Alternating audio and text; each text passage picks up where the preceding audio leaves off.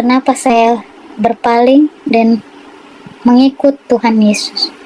Bapak saya asli Betawi, mama saya Pakistan, Sunda, dan saya guru. Saya ulangi lagi, saya guru ngaji, saya sponsor TKI, dan saya bisa bahasa Arab, saya bisa bahasa Jawa, Sunda, Betawi, dan saya juga ibarat kata saya anak paling bontot di Ustadz, juga pengurus masjid di daerah Jakarta Timur. La ilaha illa anta inni kuntum minal zolimin, saya pernah nyebut begitu. Dan saya dari keluarga Betawi dan ada keturunan sedikit Arab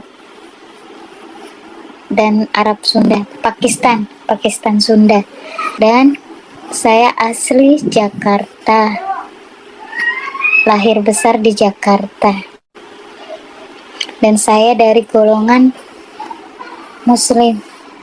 Saya berhijab, saya bercadar, dan saya sering mengikuti taklim, seluruh taklim alim ulama, dan saya juga seorang translate guru bahasa di PT-PT TKI dulu. Saya sponsor Arab, dan saya juga guru ngaji. Dari guru ngaji anak-anak Iqra 1 sampai hatam Quran. Tidak, saya bercerita ini sungguh-sungguh saya bercerita, dan saya ingin mengikut Tuhan Yesus sampai akhir hayat saya. Om saya itu Ustadz, juga pengurus masjid di daerah Jakarta Timur.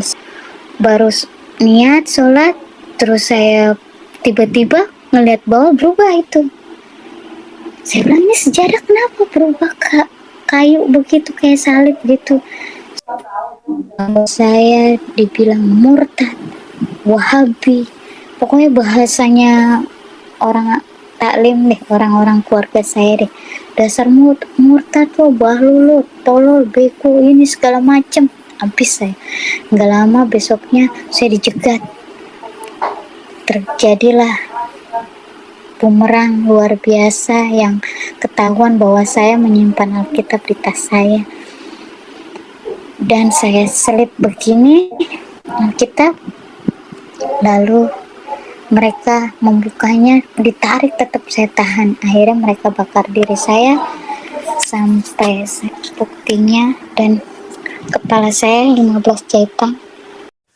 Haleluya, puji Tuhan. Salam sejahtera dalam kasih Tuhan kita Yesus Kristus. Bagaimana kabar saudara hari ini?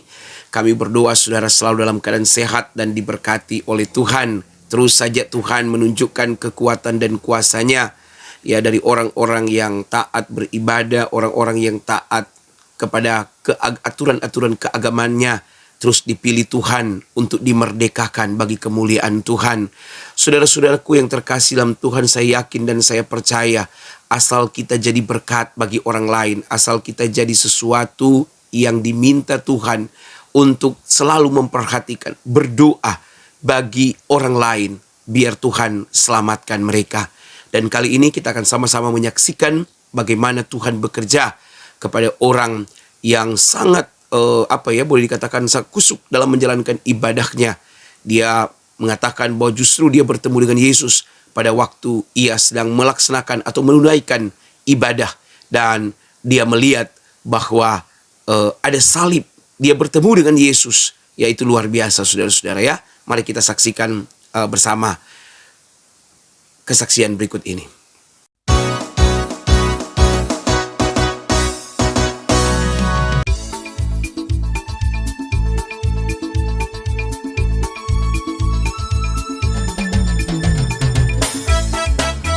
Shalom semuanya, Tuhan berkati dan sukacita menyertai semua di sana. Saya bernama Siti Sri Devi Kurniawati, atau dipanggil sekarang Esther Dede Haryati, nama baptis saya. Dan saya dari keluarga Betawi dan ada keturunan sedikit Arab dan Arab Sunda, Pakistan Sunda. Nah, saya dari keluarga 3 bersaudara, saya paling bungsu, anak nomor 3, kakak saya pertama laki-laki, kedua perempuan, saya nomor 3. Dan saya asli Jakarta, lahir besar di Jakarta.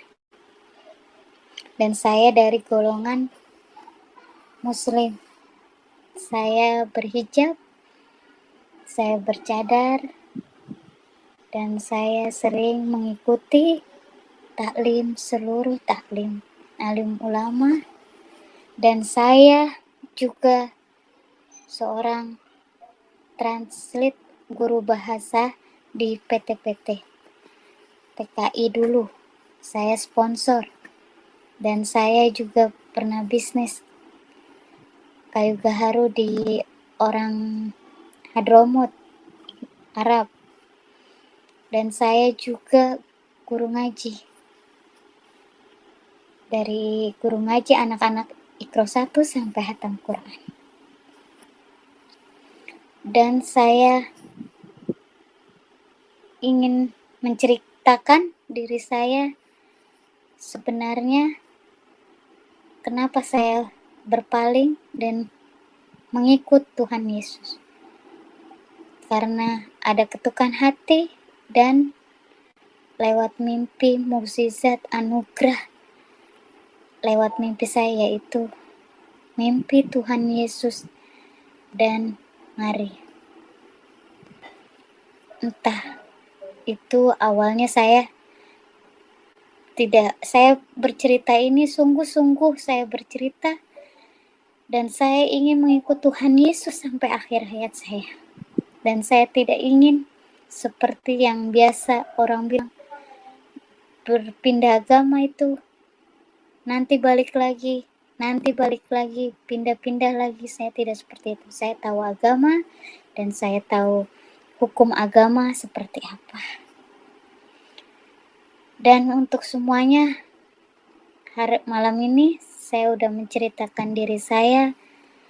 Bapak saya asli Betawi, mama saya Pakistan Sunda, dan saya guru. Saya ulangi lagi, saya guru ngaji, saya sponsor TKI, saya pernah bisnis kayu gaharu di orang Arab. Saya karyawannya. Dan saya bisa bahasa Arab, saya bisa bahasa Jawa, Sunda, Betawi, dan saya juga ibarat kata saya anak paling bontot 3 bersaudara yang tercampakkan dan tidak pernah merasa saya diakui sebagai anak dari kecil sampai saat ini. Ditambah lagi saya sudah berpaling dan berpindah agama. Oke, dan sekarang saya akan memulai bersaksi dari pertama saya mengikut Tuhan Yesus dan ketukan hati dari Tuhan Yesus. Awalnya saya bercerita yaitu lewat mimpi. Dulu saya waktu itu saya ada pengajian, lalu saya kos hidup mandiri di sebuah kosan daerah Jakarta Timur, dekat om saya sendiri.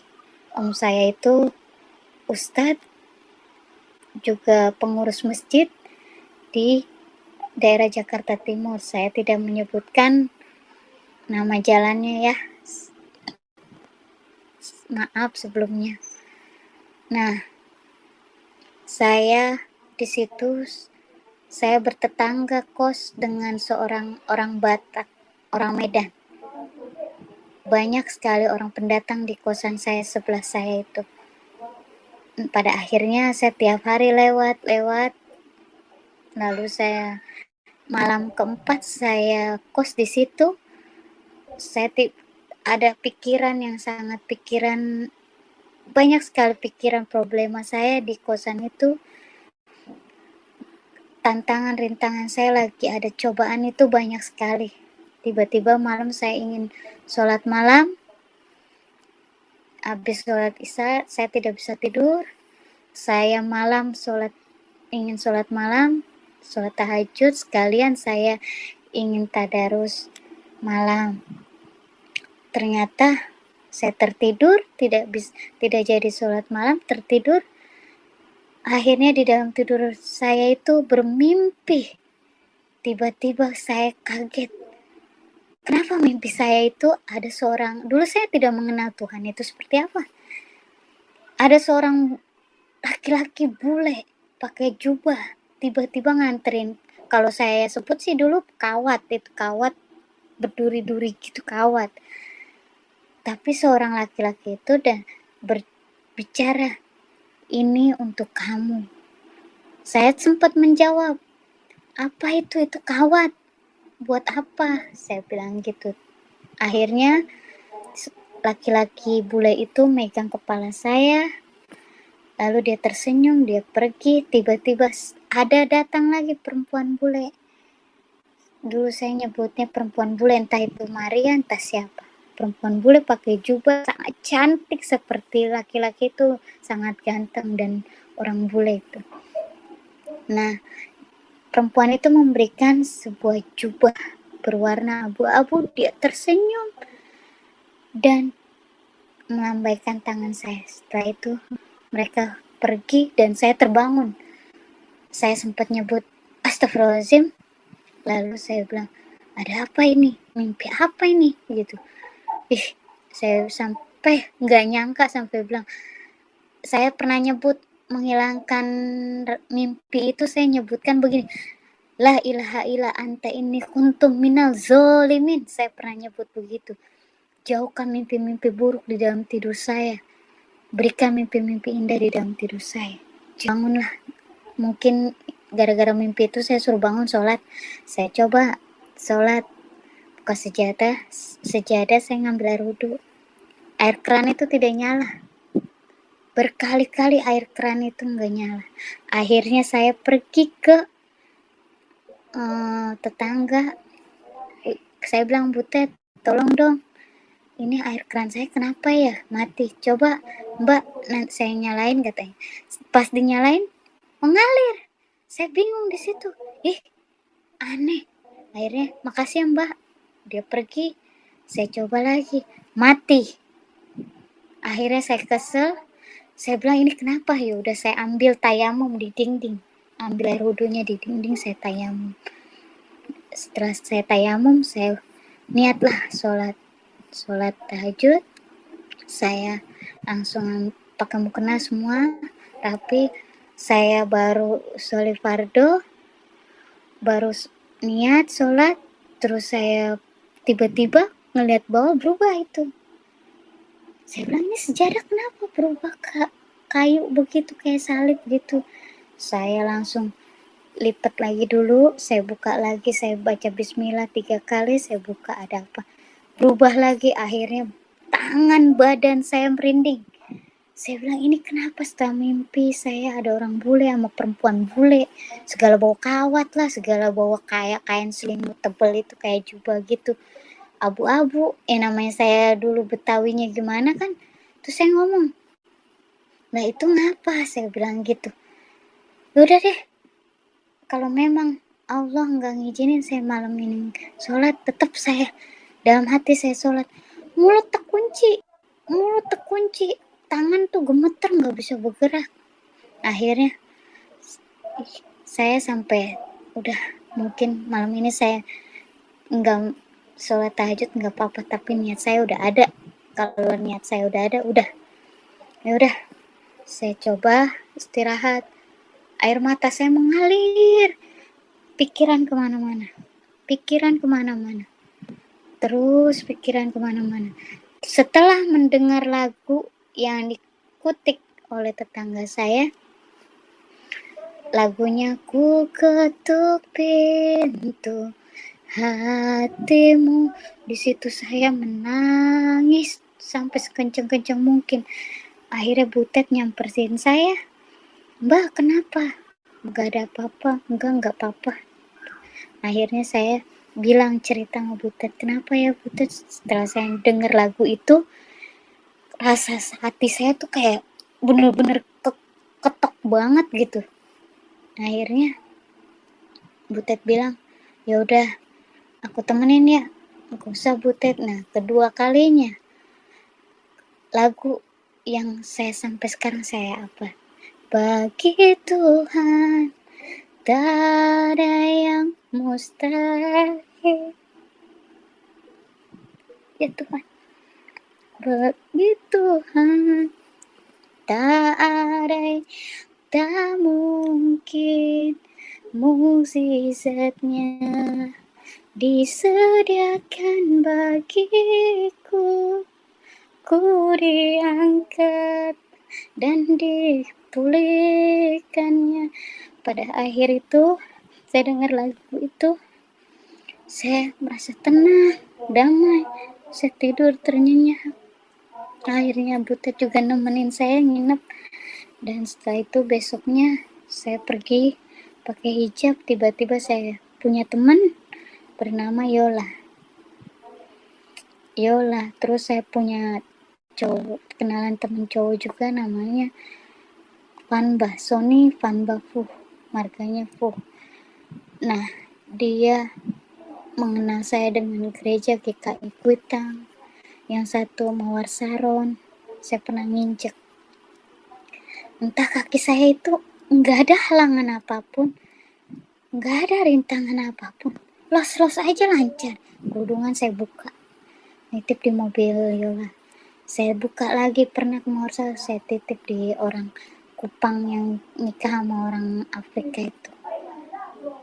Loh, saya aja kayak soalnya kok saya cuma ikut-ikut aja dengerin, tapi hati tenang luar biasa di situ. Akhirnya selama saya terus menerus saya ikuti, coba saya pakai ini, saya buka cadar, saya pakai kerudungan biasa, saya mulai saya ikuti. Akhirnya sampai saya dapat Alkitab dari Yola, saya coba, saya terus ikut. Nah, tahun 2000 sampai 2009, nah 2006-nya itu, 2006 saya kembali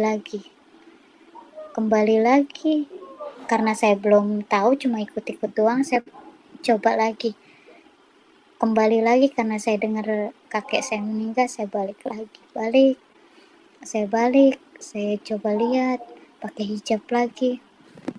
Habis hatiku biar nggak tenang gitu, kenapa kayak sesuatu saya yang mengganjal gitu. Akhirnya saya pergi lagi, sudah saya ikuti jejak keinginan hati saya. Ya Tuhan, saya sebut dua Tuhan, ya Allah, ya Tuhanku, jika memang hamba memilih agama yang lain, izinkan hamba melangkah untuk mengikuti, mengenal agama itu. Akhirnya saya melangkah terus sampai 2009 saya merantau, saya kos. Pokoknya hidup saya mandiri. Akhirnya setelah hidup saya mandiri, saya memilih ikut Tuhan. Setelah itu, di saat kos itu saya mengenal seorang laki-laki, orang Ambon, yang menjadi suami saya ini, yaitu Heri namanya. Nah, di situ saya menjalani pacaran 2009, 2010. Dia pergi kembali ke kampungnya dan saya ditinggal. Nah, 2011 kejadian saya dibilang murtad, Wahabi. Pokoknya bahasanya orang taklim deh, orang-orang keluarga saya deh. Dasar murtad lo, bahlul lo, tolol, beku, ini segala macem. Habis saya. Nggak lama besoknya saya dijegat. Terjadilah bumerang luar biasa yang ketahuan bahwa saya menyimpan Alkitab di tas saya.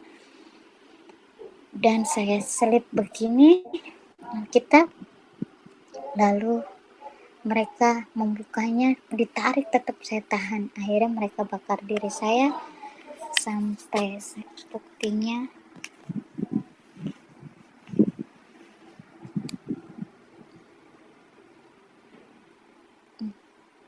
kurang jelas, saya terangin dulu. Ini, dan kepala saya 15 jahitan dipukul, dan badan saya dicambuk. Itulah saya. Mama saya, keluarga dan mama nggak pernah mau ngakuin saya sebagai anak. Saya jujur nggak kuat kalau nahan, tapi apa boleh buat.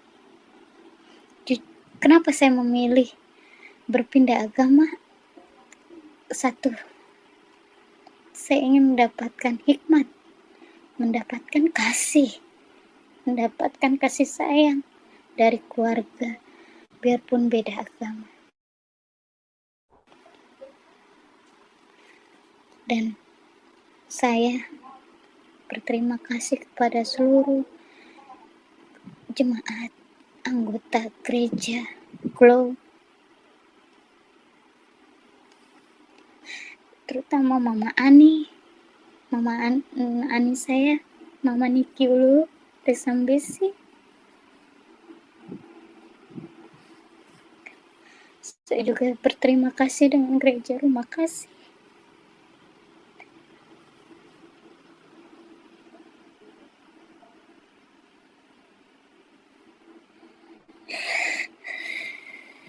Terutama saya berterima kasih sama Bapak yang sudah ninggalin saya.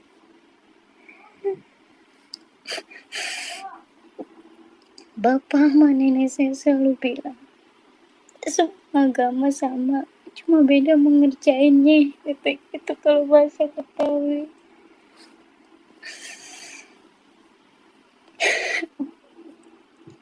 Tapi puji Tuhan, Tuhan memberi saya kesehatan, kekuatan, dan hidup sampai saat ini. Mungkin kalau nggak ada Bapak, saya udah mati dengan siksaan itu. Saya juga berterima kasih.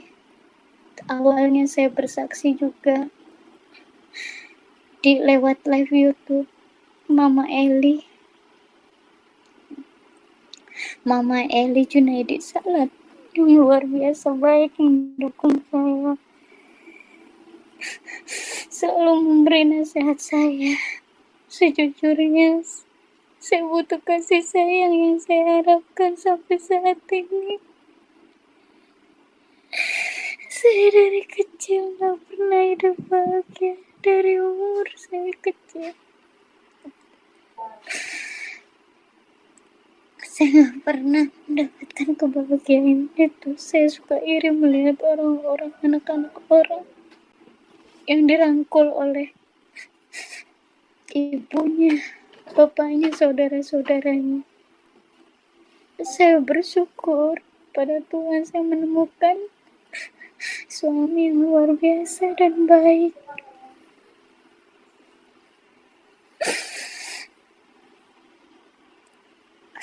Saya masih kecil sangat tersiksa. Kenapa saya memilih agama, memilih Tuhan Yesus? Karena saya membutuhkan kasih, bukan yang seperti dulu yang saya mendapatkan siksaan dari kecil sampai saya dewasa.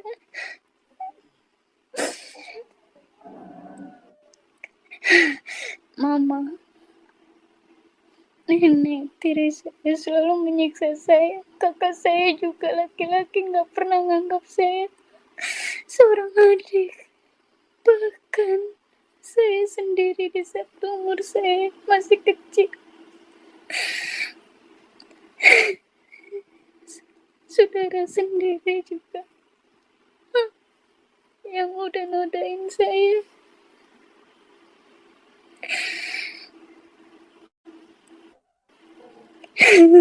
Maafin saya, Ma. Maafin saya semuanya. Saya terus terang di sini karena saya selalu dibawa mimpi, selalu dibawa ketraumaan terus. Saya bersyukur pada Tuhan, meskipun saya sekarang diberi cobaan waktu itu. Terus saya selama sudah pergi dari cobaan itu, saya menyusul pacar saya ke Ambon. Tapi dengan saya niat dalam hati saya, setelah saya sembuh dari siksaan ini, saya hidup, saya kuat, saya ada berkat, saya ingin menemui cowok saya. Saya menyusul cowok saya yang menjadi suami saya ini ke Ambon. Lalu saya ke Ambon, saya dalam hati saya ingin menemui Tuhan Yesus, saya ingin mengenal Tuhan Yesus, saya ingin dibaptis, saya mau ingin di sini pertemukan saya sama orang yang bisa baptis saya. Dan sini puji Tuhan saya tinggal di rumah suami saya ini sebelum saya jadi istrinya. Saya di kampungnya di baptis Serani. Shalom Ibu Rifa. Ibu Rifa, Ibu, hai. Iya. Nggak boleh nangis-nangis, harus happy ya. Karena Tuhan Yesus kan kasih kehidupan buat kita yang luar biasa ya.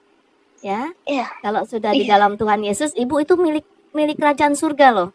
Ya. Iya. Ibu punya kerajaan surga loh, masa nangis? Nggak boleh nangis. Iya. Ya.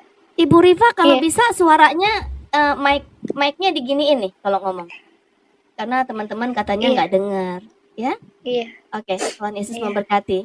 Nanti kita bicara di belakang ya. Iya. Maaf ya semuanya.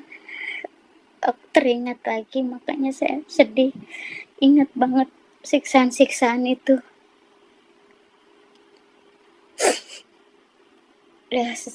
Saya ulangi lagi, dengan siksaan, luka bakar semuanya ini, itu karena saya mengikut dan tulus mengikut Tuhan Yesus. Saya juga berharap saya mati karena Yesus juga. Saya pengen mati. Sampai mati kalau perlu saya ikut Tuhan Yesus, meskipun saya seandainya ditinggal mati suami, saya tetap ikut Tuhan karena jiwa saya sudah tenang, jiwa saya sudah tenang sekali mengikut Tuhan. Dan saya menemukan keluarga baru di gereja Tuhan, di rumah Tuhan. Maaf, saya akan ulangi karena tadi suaranya hilang-hilang. Saya Dede Haryati, Esther Dede Haryati, nama baptis saya, nama asli saya Siti Sri Devi Kurniawati, dan saya seorang wanita muslim yang aslinya dari Betawi, Sunda Al-Jaidi, Pakistan. Dan saya ini seorang perempuan yang mengajar ngaji, sponsor TKI, dan saya juga pernah ikut kerja dengan orang Arab, Kai Baharu. Dan saya ikut Tuhan karena diberikan mimpi yang luar biasa, yaitu seorang laki-laki bule memberikan mahkota berduri, dan luar biasa bagi saya itu kawat awalnya. Seorang wanita memberikan jubah abu-abu, kepala saya dielus oleh mereka. Dan setelah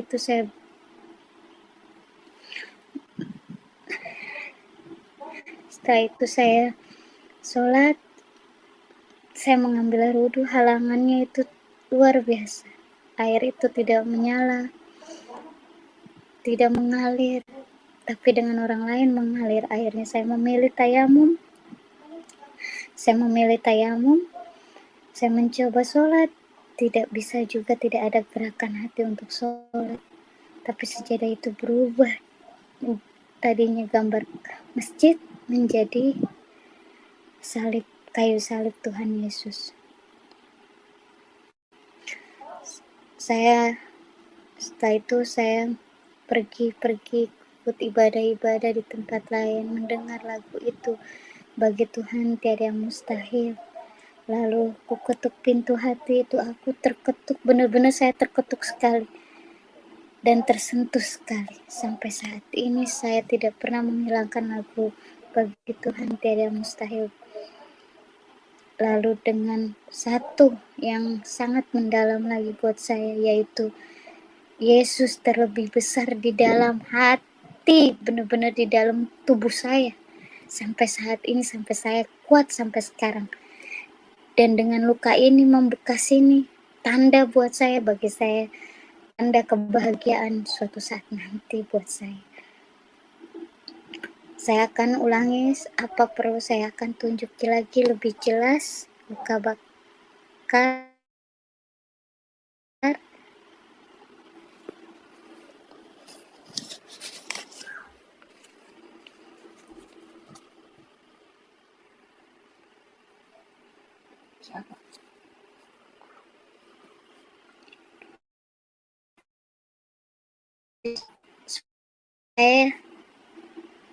Karena ini separuh badan saya itu luka semua, bekas luka dulu, dan ini memang pas jahitan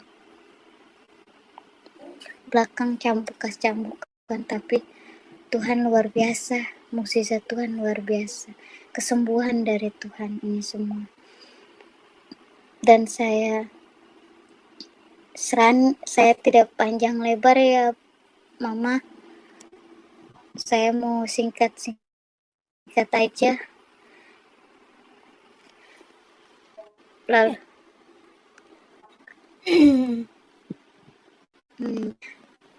Lalu saya berangkat ke Ambon. Saya menyusul seorang laki-laki, dan niat saya bukan untuk menyusul dia, tapi saya ingin mendapatkan anugerah, dan yaitu saya ingin mendapatkan Tuhan Yesus itu ada buat saya, nyata buat saya. Saya ingin mengenal Tuhan Yesus, yaitu saya berharap pada cowok saya ini yang sudah menjadi suami saya ini, saya bilang saya ingin dibaptis, saya ingin ikut kata kasasi, saya ingin serani, saya ingin benar-benar mendalami itu semua. Akhirnya berapa hari kemudian terketuklah, dan ada seorang pendeta yang mengangkat saya sebagai anak serani. Saya dibaptis oleh Mama Niki Uluri Sambesi yang luar biasa, yang baik hati buat saya sampai saat ini. Dan saya juga mendapatkan tantangan di malam retreat di makam, di sekolah yang sangat gelap. Itu luar biasa, tapi saya tidak pernah gentar dan tidak pernah goyah sampai saya lolos di malam retreat. Puji Tuhan, tapi dengan ada cobaan, katanya saya pingsan di dalam gereja itu. Malam retreat itu jam 12 di gereja setelah malam retreat, tantangan malam retreat. Nah, setelah itu saya puji Tuhan, saya sudah mengenal Tuhan Yesus. Saya ikut ibadah-ibadah mendalam, saya mengenal ibadah paluata, ibadah rumah tangga, ibadah bapak-bapak, terus ibadah angkatan muda. Itu saya mengenalnya di kampung suami. Saya tidak mengenal awalnya ibadah apa gitu-gitu. Paskah juga saya kurang ngerti dulu. Akhirnya di situ saya mengerti semuanya, puji Tuhan. Saya melihat, oh Tuhan Yesus itu. Setelah saya melihat foto Tuhan Yesus, saya bilang ini, itu kan foto yang di mimpi saya, orang bule, saya gitu. Saya sempat ngomong gitu sama pendeta. Dia ngasih kawat duri tuh di mimpi saya tuh, sama perempuan tuh. Perempuan kayak bule, tapi kayak ini nih, kayak Maria ini nih. Gitu, saya bilang gitu. Lah terus saya bilang, kok, terus saya mikir, itu kenapa ya? Kok ada dipajang foto? Kalau saya bilang foto. Nah dulu kan saya mengenal janganlah menyembah berhala kalau di Muslim gitu. Tapi saya itu luar biasa. Di situ saya menemukan anugerah. Wih, tenang, damai. Wih, kayak seolah-olah saya menemukan rangkulan di dalam rumah Tuhan itu, di gereja tua itu. Di situ saya pernah menangis. Tiba-tiba ada cahaya terang sekali. Saya bicara di mama pendeta, mama. Saya melihat ada cahaya, mah. Malam-malam saya pernah menangis di situ. Gereja terbuka sendiri. Padahal posisi gereja dikunci, tapi saya dapat izin masuk ke gereja itu. Puji Tuhan, saya bersama Mama Niki Uluri Sambesi dan Pendeta Matulesi. Saya senang luar biasa dengan mereka membimbing saya sampai saat ini, dan saya di sini juga menemukan glow, yaitu Bapak Pendeta Riko Manangsang yang luar biasa, yang sangat baik, dan istrinya juga gereja Rumah Kasih itu juga sangat luar biasa. Mereka membimbing saya terus sampai saat ini. Saya kemarin juga ada cobaan, ada penyakit miom di perut saya. Saya sudah 3 kali keguguran. Saya sudah menikah sama suami saya di Ambon. Lalu saya balik ke Jakarta, saya sering sakit. Mungkin bagi saya kan, oh ini tantangan. Itulah ikut Tuhan. Selalu ada tantangan. Kalau buat saya ujian itu kalau selagi kita kayak anak sekolah ikut ujian itu kita jalani terus. Kita udah lolos menjalani ujian itu, kita akan sukses dan lolos dari ujian itu berhasil. Tapi saya selalu kuat sampai sekarang. Saya berharap penyakit saya diangkat, miom yang sangat besar dan kista yang sebiji anggur. Akhirnya Tuhan memilih buat saya untuk memilih diangkat atau dikiret atau melalui obat herbal. Tapi Tuhan punya rencana lain. Suami memutuskan bahwa daripada menderita terus tiap bulan sakit hampir mau mati, lebih baik angkat rahim. Namanya rezeki anak, kita tidak tahu dari mana, lewat mana, pasti itu akan ada. Puji Tuhan, rahim sudah diangkat, itu udah jalan Tuhan. Tapi sampai sekarang kekuatan kami tetap bertahan sampai sekarang. Kami kuat dengan iman Tuhan sampai saat ini. Dan puji Tuhan luar biasa, saya mengenal Mama Kitty juga dan Mama Eli Junaidi Salat. Saya bersyukur berkat Mama Eli waktu saya live bikin channel di Mama Eli YouTube, saya menemukan mukjizat terindah, yaitu mama saya. Mama saya sudah menelpon saya, memberikan nomor ke saya. Dia udah chattingan ke saya. Kakak saya pun perempuan juga begitu. Luar biasa. Tadinya saya tidak pernah yang namanya menerima itu selama berapa tahun. Yang namanya saya kalau datang nih hari raya Idul Fitri, menghargai, wih, benar-benar tantangan saya. Pernah ditolak, dari tante saya juga pernah ditolak, pagar ditutup, semua ditutup. Tapi saya tidak pernah putus asa, pasti dengan doa dan ikhtiarnya saya pasti semuanya akan berbalik, dan berbalik hatinya menjadi baik pada saya dan menerima saya kembali. Dan semua ini berkat Tuhan, terutama berkat mama-mama yang selalu membimbing saya. Dan saya berharap semoga seorang anak kecil sejaman seperti saya dulu, saya berharap semuanya Tidak ada yang seperti saya lagi, korban penodaan dari paman saya, perkosaan semua. Saya berharap tidak ada lagi. Siksaan luar biasa dulu tidak ada lagi. Saya berharap semua sudah berubah. Mudah-mudahan semua mendapatkan kasih sayang dari kedua orang tua masing-masing. Jangan seperti saya tidak mendapatkan apapun yang saya inginkan. Saya cuma mendapatkan orang tua kasih sayang, yaitu Tuhan Yesus dan Bapa di sorga. Merekalah orang tua buat saya, dan keluarga-keluarga di dalam rumah Tuhan itu keluarga saya.